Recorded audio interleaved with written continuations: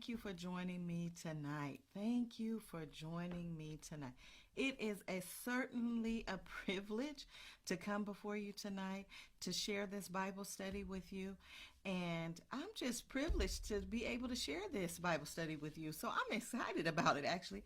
I'm happy about it because this is a word of encouragement. It has been a very rough past couple of weeks for me. Very, very rough, very tough. It seems like if one thing wasn't happening, something else wasn't happening. Wave after wave after wave. And it felt like I was just drowning. I mean, I just couldn't even get my mind straight because it just seemed to be so heavy, heavy situation after heavy situation that just really challenged me in my spirit and in my heart. And so it just was so many moments of discontent. Have you ever had a week like that where it was just, I mean, you can't even catch your breath. It's just something after something after something, and it's just heavy. Um, that's what this couple of weeks has been like for me. And so, after just kind of being in this space, it's just really been harder to keep my focus. I mean, I even wanted to cancel tonight. I thought about it. And the Lord just put a word in my spirit. He just said, you know what, daughter? I know what you're going through. You know what, daughter? You're not alone. You know what, daughter?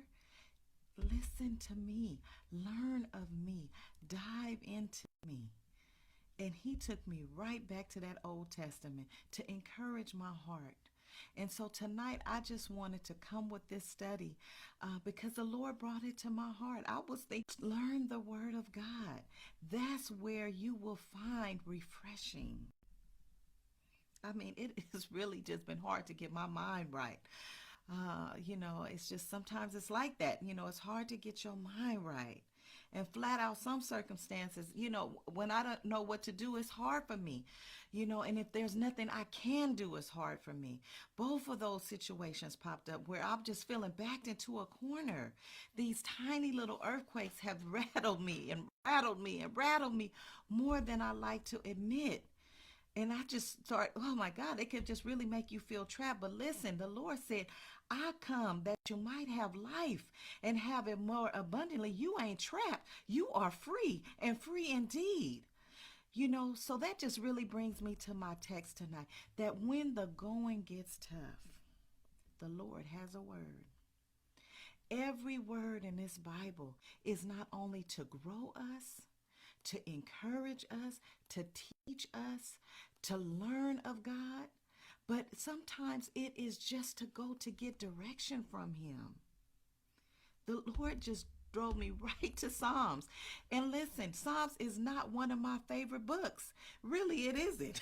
Many people love the Psalms, but Psalms is not my thing. I like Proverbs more than I like Psalms.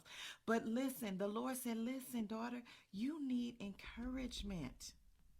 And in this book of Psalms is right where you'll find it. So let's dive in tonight. The Lord has a word for us. Pull up to your computer screen. Put your phone really close to your face.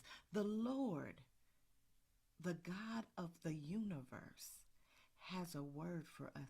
The Lord, the one who created all things and brought all things into being. The Lord, the one that is good and holds all power in his hand. The Lord has a word for us. Let's dive in. Listen, we're going to be studying this book of Psalms 25 tonight. Now, Psalm 25 is a long psalm, right? It's a little bit longer.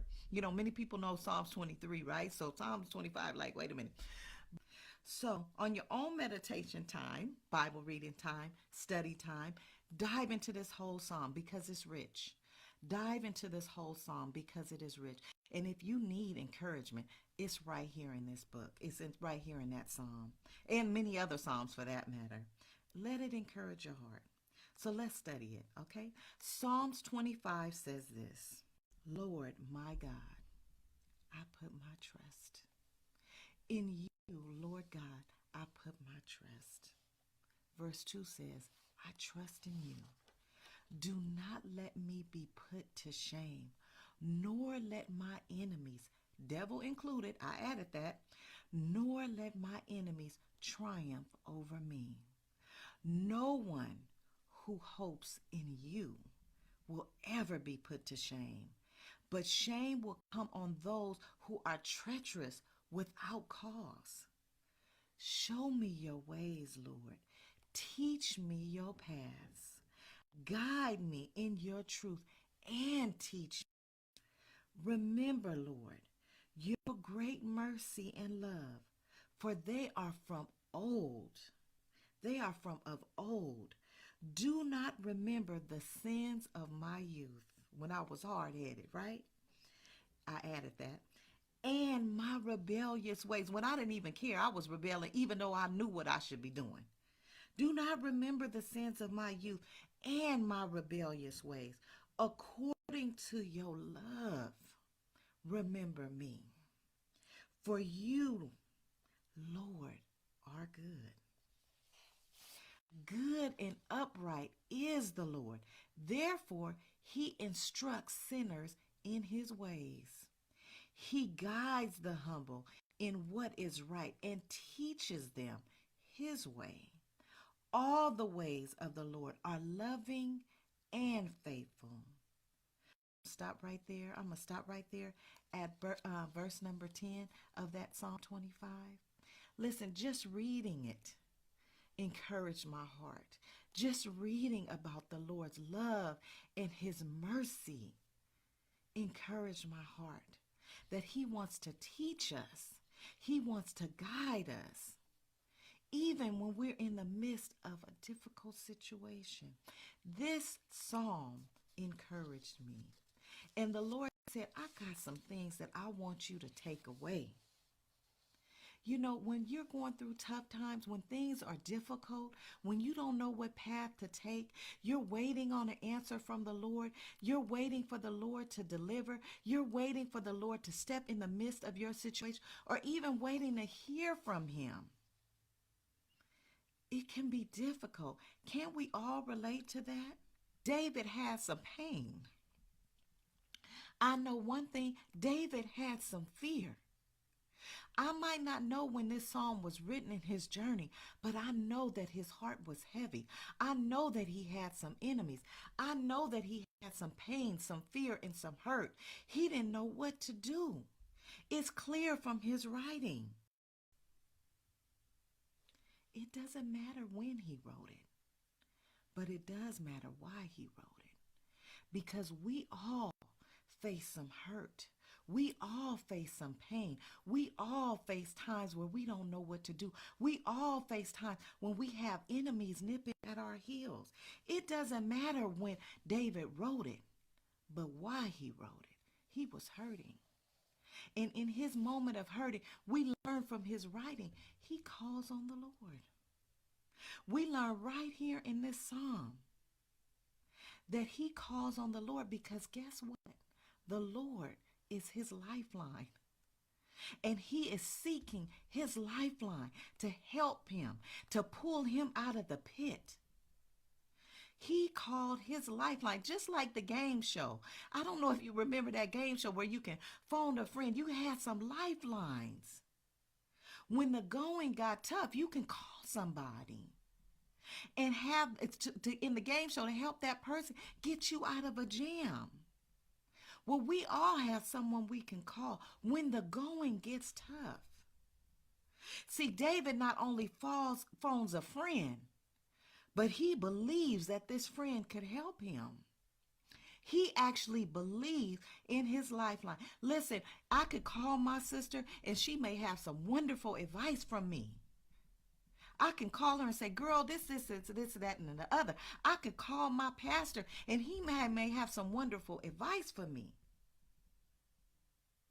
But if I call my lifeline, I know I can believe in him. I know that the word that he has for me is true. I know that the direction he points me in is the right one. Right here in verse 1 and 2, David states it, in you, Lord, my God.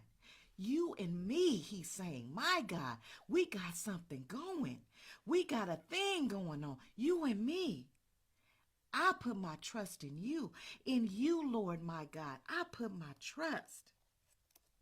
David lets God know right there, I ain't trusting nobody else to help me. I ain't trusting no one else to rescue me. I'm not even trusting myself. I'm trusting you. And I learned something from this, saints. In moments like these in my life, when the going gets tough, when the hills are hard to climb, when I'm battling, when I'm downtrodden, when I'm burdened, when I'm confused, when I'm fearful, when I don't know what to do, not only can I call my lifeline, but I can trust my lifeline. I can call him and I can trust him. I can trust him with my problems. I can trust him with my fears. I can trust him with my pain. I can trust him with my hurt. I can trust him in the depths of my soul. I can trust him. When I am burdened, I can trust him. I have to trust my lifeline. Because sometimes I know in my life I called him, but I didn't necessarily trust him. I just let him know what's going on, but I didn't sit in his presence to hear. I didn't sit in his word to get an understanding. I didn't sit in prayer and in worship to lift my heart. I got to trust my lifeline. I got an acronym for you tonight. Because listen, I don't like acronyms, but sometimes they help you to remember. When I was in school, I used to use that association. If I had to remember tomato, I would think tomato. If I had to remember car, I would remember cruise, like cruise control. I would have that associate. So I'm going to give you an acronym tonight. For when you get into that jam, when you get into that pit, and you want to trust God, listen. Call your lifeline, but trust him. Tell him. Don't hold it to yourself. Don't try to figure it out yourself. Tell him. A closed mouth don't get fed. Tell him. As you're trusting, get behind that T and tell him. And then get behind that R. Rest in him. Don't just tell him, but rest in him. Trust that lifeline. Stop trying to figure it out yourself. Rest in the Lord, knowing that he is able to do exceedingly and abundantly above all you can ever ask or think, knowing that he is for you, knowing that he got your back. Rest in him. Which brings me to my you. See, we're on a path here. Trust, tell him. R, rest in him. You, usurp your own authority. Stop trying to take control. Usurp your own authority. Give it to God. Give it to him. I can't do it, Lord. I don't know how to do it. I don't know when to do it, or I don't know what. I tried everything. Usurp your authority. Surrender it to him. Lay it at his feet. S. Then after you lay it, speak life over it.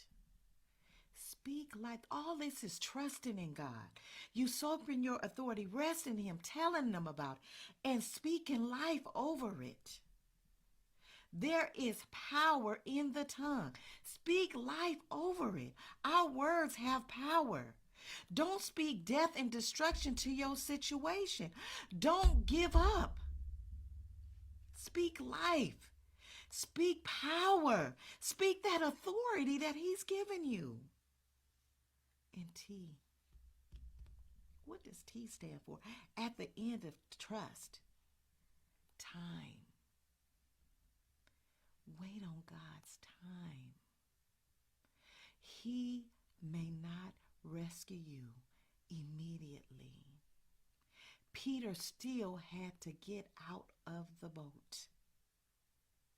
The disciples was in the storm, going to the other side, but in due time. in God's time. Know that it is not your clock. It is his clock.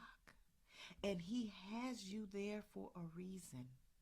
Because listen, we could pray, try to pray COVID away. We could try to pray all these things away. And that we should in telling him.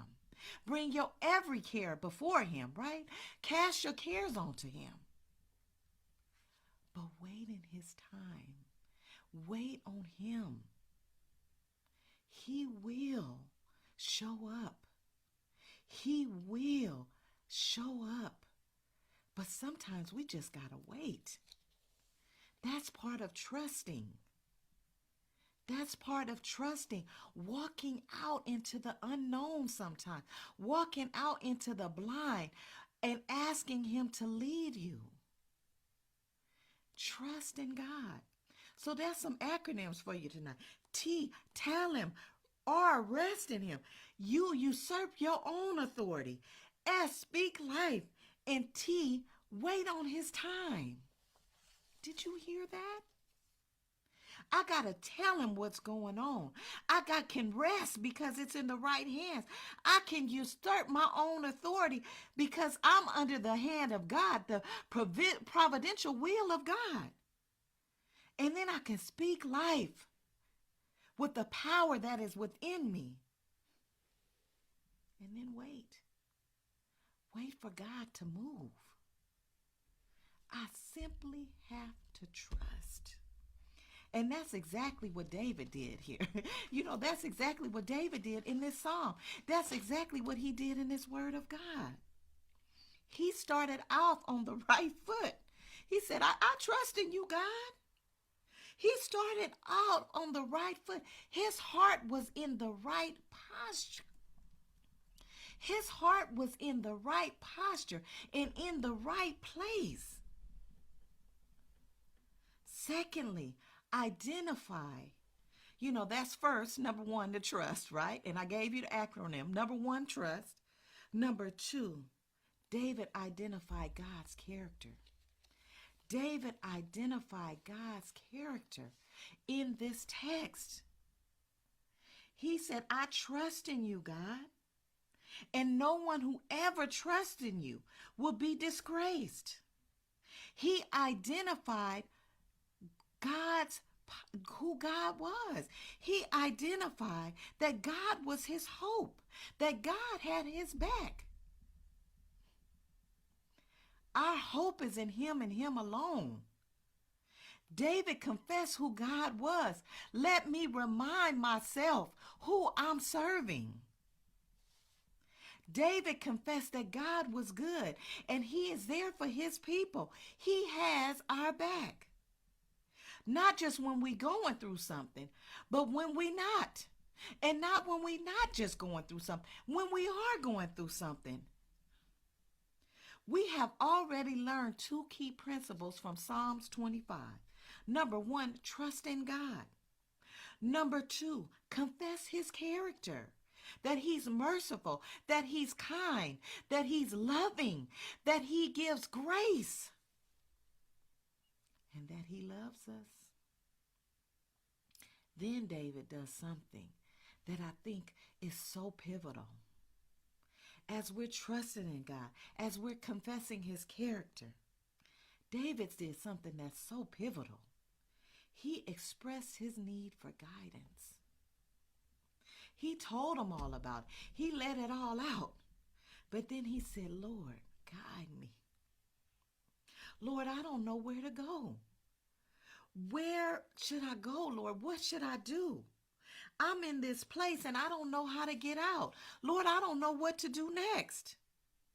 I don't know how to make things better. But you do.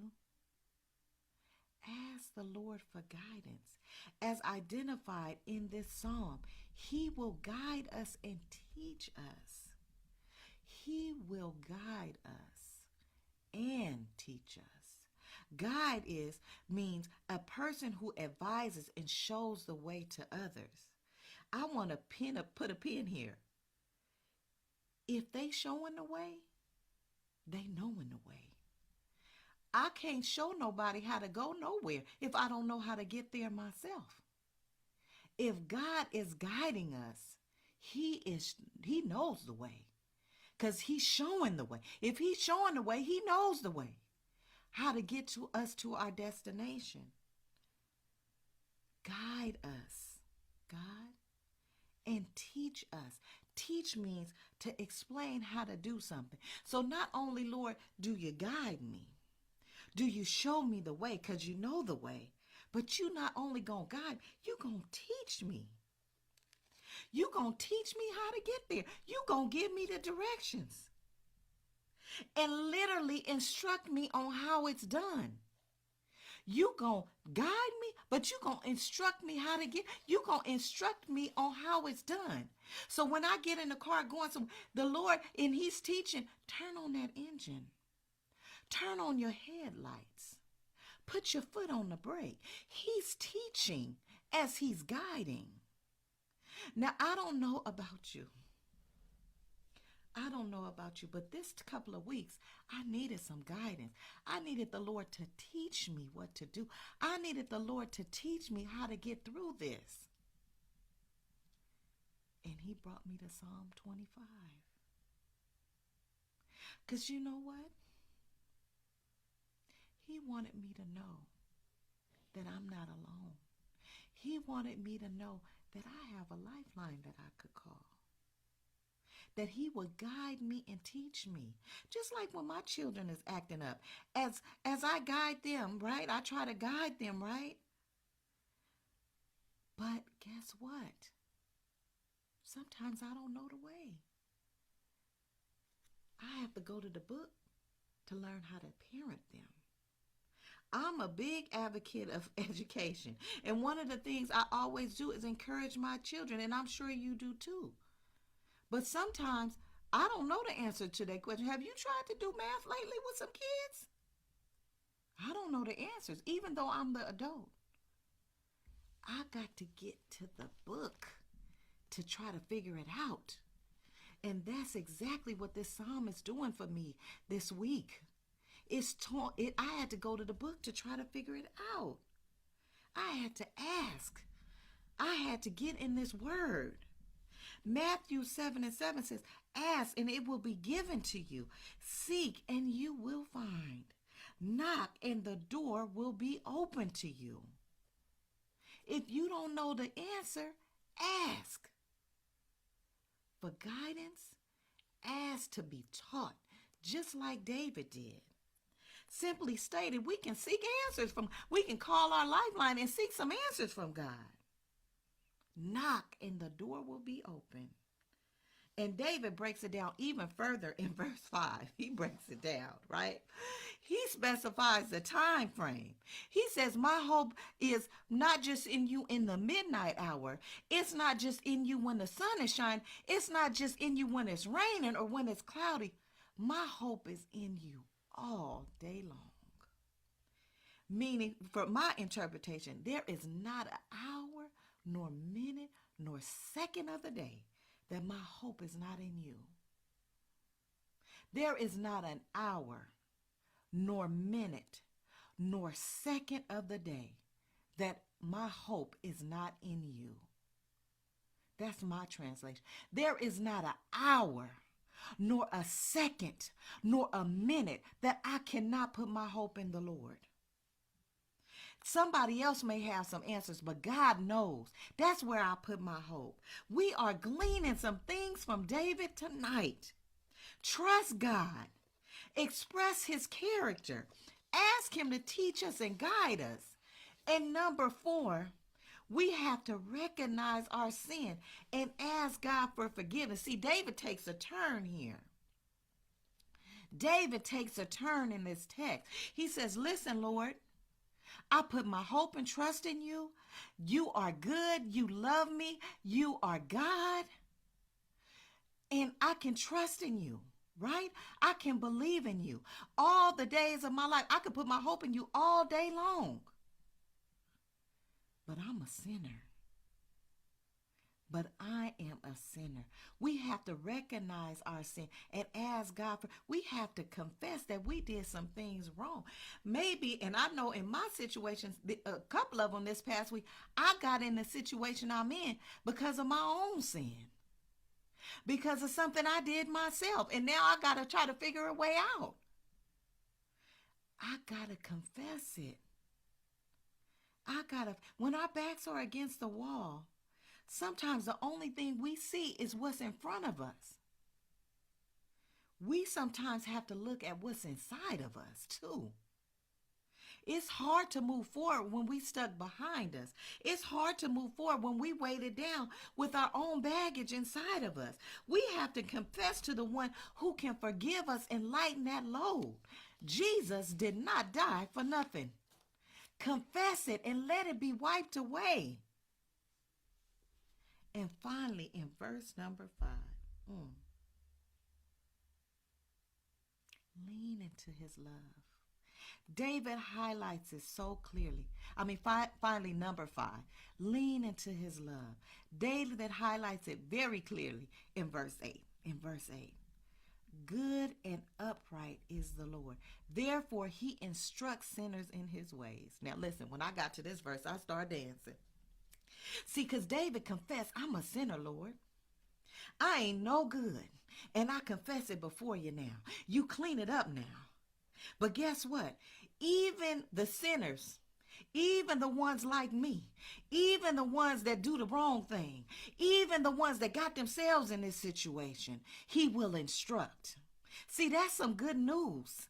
It's that even sometimes we can box ourselves into this box and in this corner. But guess what? God still is good and upright and instructs the sinners.